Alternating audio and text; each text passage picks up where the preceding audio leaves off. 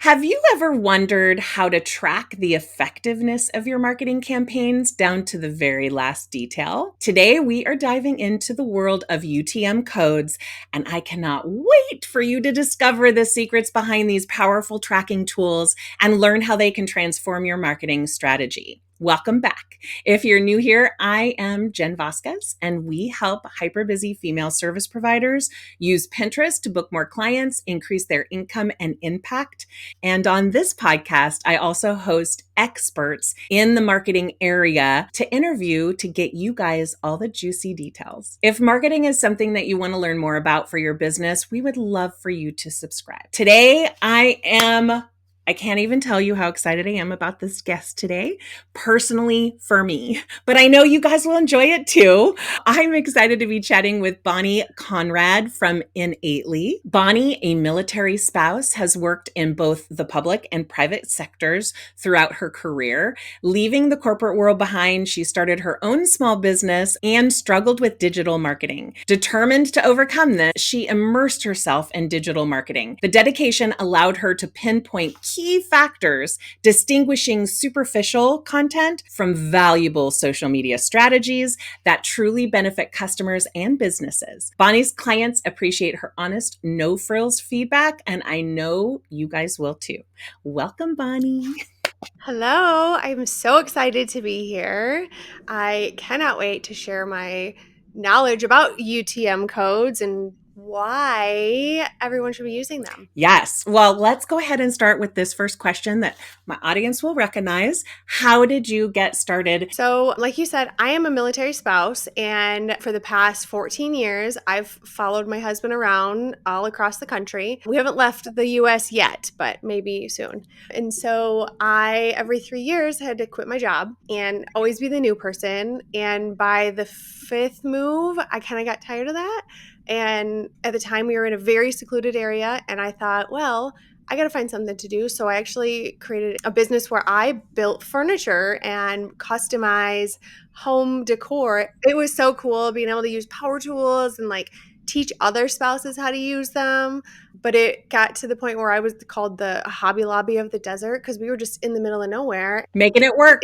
And making it work. And so I started doing that, and I realized I wanted to do something different at our next move because we had an upcoming move. We're currently in Texas right now. And I was like, yeah, I'm going to try the digital world. I'm going to see what I can do virtually so I don't have to quit. I don't have to move. I can continue to work through our PCS, which is like when the military moves us from one duty station to the next. Yes. And so I started a virtual assistant, and I thought this is really cool. But at the time, I also had in the back of my mind, I want to figure out marketing because when I was a small business, I struggled with it. I struggled with what should my message be? How do I reach my audience? Where should I be showing up? All these questions in the back of my mind where I had no idea what to do. So in this time of me being virtual assistant, I really dove into how to be a better marketer with these small businesses, how to reach them in a way that was like genuine and not foofy bro marketing, I call it. Yes. Yes. And so I really dove into it. And then when we got here in Texas, I actually was awarded a full ride scholarship to finish my bachelor's degree for digital marketing, which was super exciting. And in the time, Innately was a client, and now we have merged. And so now I exclusively work for Innately, and we're building our business through there. We currently help six-figure businesses who want to drive growth or are growing with digital marketing. I think this is a great way to share that the experience that I have as a small business owner and combine that with the knowledge I'm learning working with Innately, but also working through my degree. So good. For someone who has not even heard of UTM, let alone knows what that is, describe what UTM codes are and why they are so important for marketers. Yes. So UTM codes, I want to clarify, you're not coding anything. Yes. And so I feel like that is scary at first because you're like, oh, coding? No, thank you. But what it is they are codes. They're really just text that you're adding to a URL that you already own or exists to track specific traffic to your website or a specific page. And you do these so you can track specific elements in your marketing strategy. And so they're very easy to put together, but I always want to just right up front say you're not coding. You're really just adding more text to a URL. That's all that you're doing. Yes. So talk to us a little bit about why people use UTM codes and how they can help a small business or even a solopreneur, let's say, who are doing all the things. How can UTM codes help them? So, UTM codes can help you identify your best platforms that you're on with your social media or across your digital marketing. Pinterest, especially. Not only can you see if Pinterest is working for you or not, but you can see what blog posts, if you're sharing blog posts or products, are doing better versus other ones. And even down to the images of like, oh, this image is bringing in more traffic or more clicks than this one. And it's very specific information. So you can essentially water the flowers and prune the weeds. You could do more of what's working and get rid of the stuff that's not really performing the way you want it to. Can you walk us Mm-hmm. through the steps of creating a UTM code? But I just want to Yes. know kind of how it works in your daily life. So you've written a blog. What are the steps that you're going to take now? So we use Google's campaign URL builder, and this is where you can build your UTM codes. It's a free platform, which I love, by the way. UTM codes tracking is all free. So you're not coming out of your budget, which is big for small Huge. business. Yes. So we use Google's campaign URL builder. And within the builder, there's 5 different parameters that you can add to the URL to make it more specific. There's only 3 that are required, and we used just mainly the 3, especially when you're first getting started. For sure. So there's source, which is it tells you exactly where your original traffic is coming from. This could be a LinkedIn post, this could be MailChimp, this could be Pinterest. Then there's medium, which is how it actually reaches your audience. So this could be an email, this could be a banner for an ad. Campaign. So campaign is the specific marketing campaign that is directing the traffic. So this can be a spring sale, this could be blog traffic, whatever the campaign is, you want to make sure that it's all along the board. You're naming the same thing for when you're using that specific campaign. And then there's term and content. Those 2 are not required. Term helps with paid searches to identify keywords or keyword groups for your ads. And then content is really useful when you're doing A/B testing. Or like If for it's different subject lines or different yeah. titles or whatever. Yeah. Yes. So it differentiates the links that are pointing to the same URL. So how do these metrics provided by the UTM code really assist in refining the marketing strategy? So they can tell you how much traffic is coming from these specific platforms or campaigns. So if you really want to understand, is my traffic that's reading my blog coming from Instagram, or is it coming from Pinterest, or is it coming from my emails? You can really nail down where the traffic is coming from, and you can also see what your audience is interacting with. So you can see, okay, they really like how I worded this in this blog post on Pinterest, or they like, for us in particular, we have noticed that we have a lot more direct traffic to our blogs from our Instagram stories versus posting on the feed. Yes, I have found the same. Yes. And so we have specific UTM codes that will share the same blog post on Instagram in our feed and in our story, but that story always gets more clicks. So you're using, just for clarifying for people that don't understand UTM codes, you're creating a UTM code separate for Instagram for the grid, and then a separate UTM code when you share it on stories. Yes, we will tag it as an Insta story versus Insta post, and you can see where that traffic's coming from. You can see, oh, they're clicking on stories way more than they're clicking on That is so wild. That is really cool. This, by the way, UTM codes is how I knew how valuable my email list was, because 20% of sales alone comes from my email list, where everything else is kind of spread around. So, which told me I need to get more people on my email list through Pinterest and Insta for everywhere, you know? That is really cool. Yeah. Our email list is our number one. It almost always is for everyone because we own it, right? We control, everyone sees our email if they open it, right? They all get it. Where with Instagram, what, 2% of our followers ever see our posts, right? So, what are some common mistakes that marketers make when using UTM codes? I think the number one is not keeping track of the codes that you're creating. We use a Google Sheet to track ours because we do have a content specialist that also builds our content for social media. And we track specifically the campaign, the source, and the medium that we use. So we're staying within the same, if it's Insta story, we're not using Insta story. It makes it easier because once you create a UTM code, you don't have to recreate it. So if there's a blog that you're like, I'm going to reshare this blog again, you already have the codes created. Do you keep this spreadsheet? Does it have sections according to blog and then this and then that? Or is it just one long thing by date? Or like, how would you go and find a blog, a link for a blog that you shared 6 months ago, as an example? So we have two different sheets that we track this stuff on. We have our UTM code tracker for all of our UTM codes. And we do have filtered at the top so you can click like, oh, LinkedIn posts or Yes. Ooh. Facebook posts.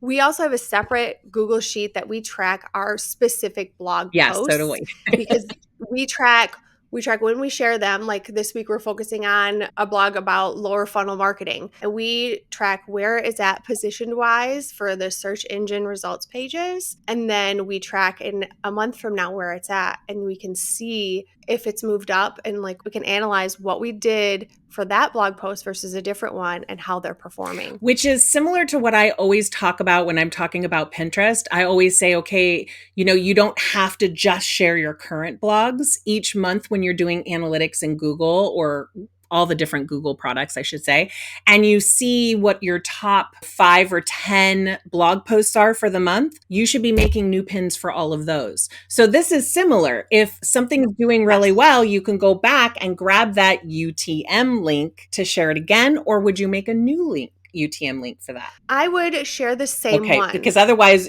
you're measuring way too much at that point. Should I make another one for 2024 versus 2023? Unless you've adjusted something like within your campaign. Let's say you're sharing a campaign for a product that you have. If you've made an adjustment since the last time you made a UTM code, then I would make a new code if there's adjustments. But if it's the same, I would use the same one. Perfect. Can you share some best practices for creating and using UTM codes effectively? Keep it simple. So clean, concise tags that are easy to understand. And once you understand UTM codes, you'll see like when you have these huge URLs at the top, you're like, oh, I know why that they're tracking that. Limit special characters. So only use underscores or dashes. If you have a space, if it says blog space post, they will actually fill that with a percentage sign. So using limited special characters, and then apply your UTM codes across all of your digital marketing channels, because that's the only way you're going to understand what's working and what's not. Yeah. I will say we use MailChimp for our subscribers, and MailChimp, when you send out an email, will actually create a UTM code. So when you go in, you can actually adjust that. Oh, so you can adjust it in there to not use their code, but to use yours? Yes.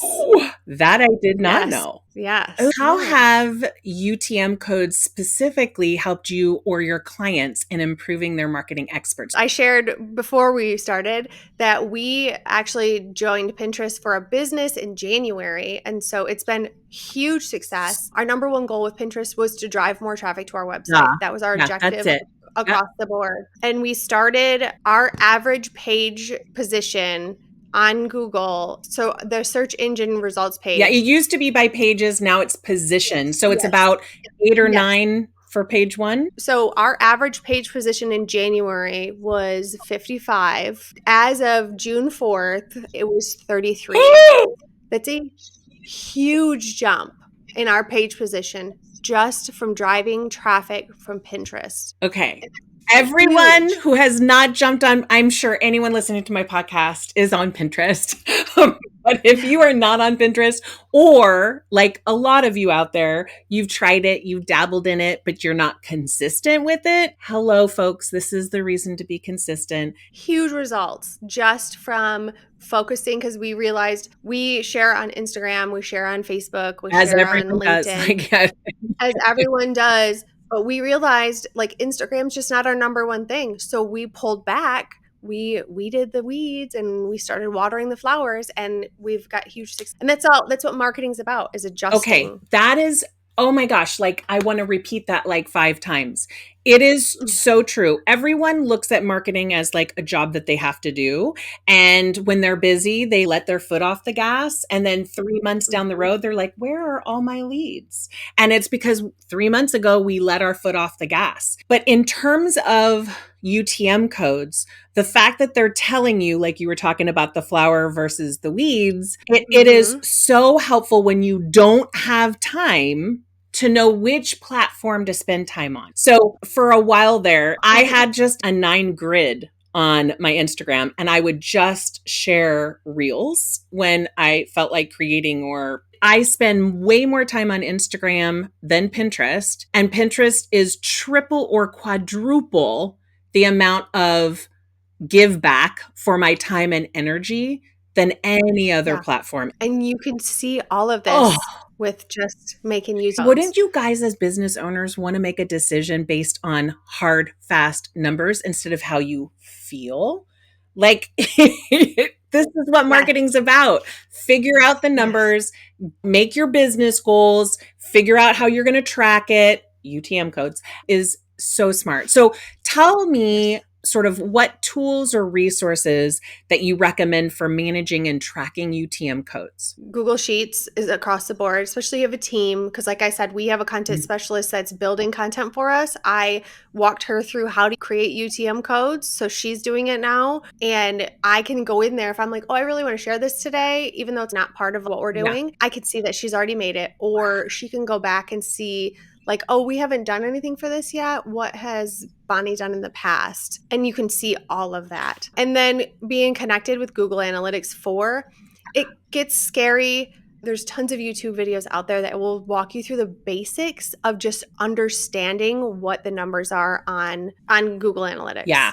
And Google Console, I think, is a little friendlier, in my opinion. Tell Mm-hmm. me a little bit about what your process is, or what her process is for that. So people can think if they're going to do it or have a VA do it. When you create content, video or a blog or a podcast, like whatever that content is, do you Mm-hmm. put it in and create UTM codes for LinkedIn, like all the places that you share right then, so that you have, Yes. okay, so like walk me through sort of what your workflow. So currently, I kind of am in charge of letting her know what blogs we're going to share, because repurposing is the easiest thing when it comes to building Hello. content. Hello. That's my So life. we always start with our blog post. Yes. From there, we actually got really nerdy here, and I went into I I'm gonna get love nerdy on you guys. nerdy. So I actually went in and created custom GPTs in Chat GPT that write like I do and have all of our blogs built into its knowledge base. So all she has to do is say, this is our topic for this week. This is our freebie. This is what we want. The blog post, our freebie, if we have If one, whatever and the any. freebie is that goes with that blog Yes. post. Yes. And this custom GPT has all that already in it. So she just has to put that in there. It creates the caption. And then I made another custom GPT that she takes the caption and puts it in there, and it builds, like if we do a carousel or a reel, it will build all of the content that needs to go either on the carousel, text on screen for a reel, or it will give you a meme idea. And so it's very quick workflow. So at that point, she just has to take that and plug it into the templates that were already built, and then she can post them. We use Metricool for all of our posting, and so she can post them on there. I will say, when you're sharing on LinkedIn or Facebook, if you don't want that huge Yeah. URL, the Google Campaign URL Builder is actually connected with Bitly. And at the bottom, you can short your URL. That's really cool. We might have to Yes, have you back on the podcast to talk about that GPT. Creating them. it's really I have cool. one created for Pinterest, so that it takes the blog content, it tells you input your blog content, and then it automatically creates 5 optimized Pinterest pin titles and descriptions that are 550 keywords and no hashtags, and it delivers all of that in a table, so that it's easier to like copy and paste from. Yeah, it saves so much time, especially if you're just new to marketing, being able to just do that and it writes just like I do. You're able to add in, this is how I write. Use this as an example. What is one action item that people can take today or in the next couple days if you're busy today to start using UTM codes to help understand which content is performing best? I would say pick a parameter and start creating codes. So choose one especially when you're starting out and you're testing, choose one. So choose one platform or one parameter. So choose platform. I'm going to focus and see if Instagram, Pinterest, or LinkedIn is working better for me. Doing that will absolutely get the ball rolling. And well, at least for me, it made me a little obsessive. I would Mm-hmm. use it more because I saw the data. Like it inspires you to actually keep marketing, in my opinion. Absolutely. The amount of times I look at Google Analytics on a daily basis is somewhat embarrassing because I'm That's like, me too. I'm a what's data happening? nerd. I can't help it Yeah. because I want to be smart. I don't want to just keep Yes. pumping out content. I want to see what content's working. For instance, on my blog, actually on YouTube as well, and our podcast here, the things that do the best are Pinterest affiliate links. That's like a Mhm. big thing. And you could use UTM codes in this situation if you wanted to also. So that's really fun. It's really fun. Yes. What three things have helped you to grow your business? Now, this could be tools, it could be advice, really anything. Learning how to be I patient. mean, my number one all the time.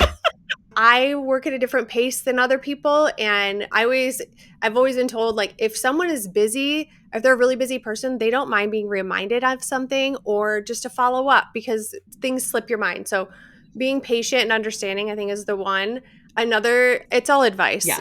for me here. It's never stop learning or being curious. I always set a time every week to learn something either new or learn more about something. We all go into these rabbit holes of like, I need to figure this out. It is how I learned about UTM codes. It was a week rabbit hole of literally watching every video that I could about UTM codes. And then allocate, especially in the beginning stages. It is very hard to allocate and delegate things, especially if you're a person that loves having control over everything. It's very hard. That's when you're going to see growth, is when you do that. You can allocate the things that you don't necessarily need to do. It's also like that integrator and visionary, right? Exactly. It's hard, but I'm still working through it. Yeah. Before we get to the gift that you are sharing with our audience, tell everyone about the services that your company provides, because you never know, someone listening or watching on YouTube will think, oh my gosh, I really need Bonnie's help. So we are a website development and strategist service. So we actually have large clients that we run and help build their websites in a strategic way that makes sense. Some websites are just very messy and they're very hard to understand. And so we help clients build their online presence through digital marketing and grow with their digital marketing. We have several different tiers of services. We're actually getting ready to relaunch our website templates, which I am so Very cool. excited about. Templates for which platform? These are WordPress templates that are pre-built and they're DIY friendly. I am not, back-end website stuff is just not my forte, and I know that. But I went into one of our templates about a week ago and thought, I'm going to customize this as a fake business. It took me an hour, and that was me kind of messing around. And so we have these pre-built templates for small businesses, and they're very low cost because we also secure them and we maintain them. And so all the back end stuff of like updates for plugins or whatever the case may be, we take care of all that and we host your website. Oh my, They're pretty amazing. And we have content specialists that if you need yeah. help, you can reach out because we do actually answer the phone. I struggled with that when you are starting out. We also offer WordPress 101 with when you purchase the templates because it has all the updates of like what you can do, how you can change them. I tried to build my own website about a year and a half ago and it was like weeks, and then I did something and I screwed the whole thing up and I was like, forget it. Yes. Oh my gosh. Mhm. All right. So, of course, I'm going to have all the links down below so you guys don't worry about it. But tell everyone what gift you're giving them. What freebie are you offering? Yes. So we have a UTM best practices checklist that you can work through when building your UTM codes. It has great organizational ideas. Oh my gosh.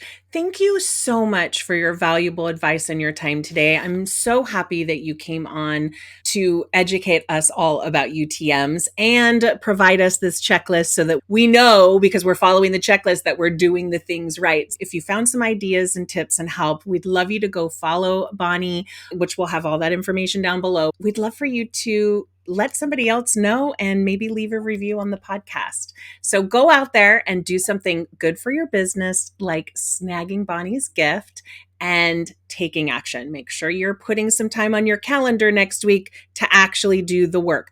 I personally am going to go download it and work on it today because that's just what I identified when I did this podcast. So thank you so much. I hope that you're Thank you having for a having great me. day, and I will talk to you guys later. Bye. Bye.